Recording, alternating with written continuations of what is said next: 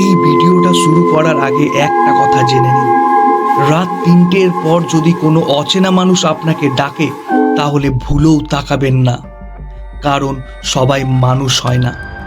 Headphone পরে থাকলে একটা কাজ করুন, একটু শব্দ কমিয়ে নিন, কারণ যেটা আমি বলতে যাচ্ছি সেটা নিশির সময়ের কথা। আপনি যদি বিশ্বাস করেন ভূত বলে কিছু নেই, তাহলে এই ভিডিওটা শেষ পর্যন্ত দেখুন, তারপরেই নিজের সিদ্ধান্ত নেবেন। রাতের কিছু সময় আছে যখন মানুষ ঘুমায় আর কিছু জিনিস জেগে ওঠে। ঘড়িতে যখন ঠিক রাত ৩টে বাজে তখন অনেক জায়গা আর আগের মতো থাকে না। আজ যে গল্পটা বলবো এটা শোনার পর অনেকেই বলেছিল এরপর আর রাতে একা বাইরে কোথাও যাব না।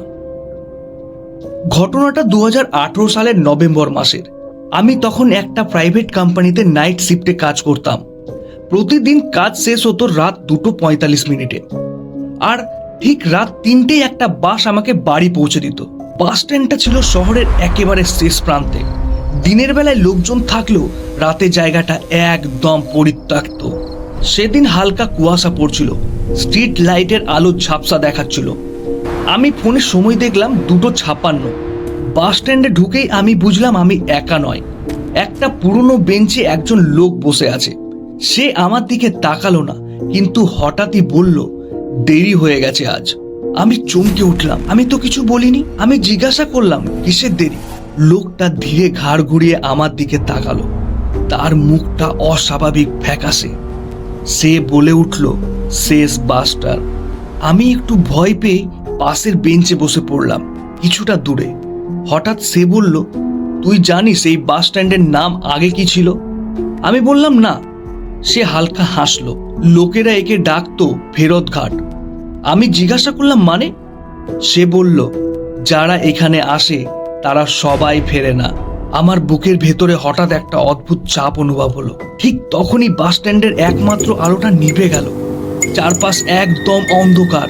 আমি ফোনের টর্চ জ্বালালাম। আলো জ্বলতেই আমি দেখলাম লোকটা আমার খুব কাছে এসে বসে আছে। আমি স্পষ্ট বুঝতে পারছি সে হাঁটেনি। সে হঠাৎ আমার পাশে চলে এলো। সে ফিস ফিস করে বলল, তুই কি মরার শব্দ শুনেছিস কখনো? আমি উঠে দাঁড়াতে চাইলাম, কিন্তু পা নড়ল না। সে বলল, আমিও ঠিক তোর মতোই নাইট শিফট করতাম। তার গলার স্বর হঠাৎ বদলে গেল। 2012 সালে এই বাস স্ট্যান্ডে আমাকে ছুরি মারা হয়। আমি তাকিয়ে দেখি তার শার্টের নিচে রক্তের দাগ, কিন্তু সেটা শুকনো, অনেক পুরনো। সে বলল, আমি আজও এই বাসটার অপেক্ষা করি।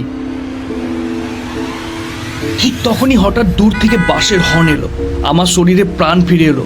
বাস আসছে। আমি দৌড়াতে শুরু করলাম।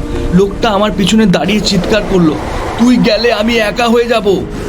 আমি বাসে উঠেই পেছনে তাকালাম।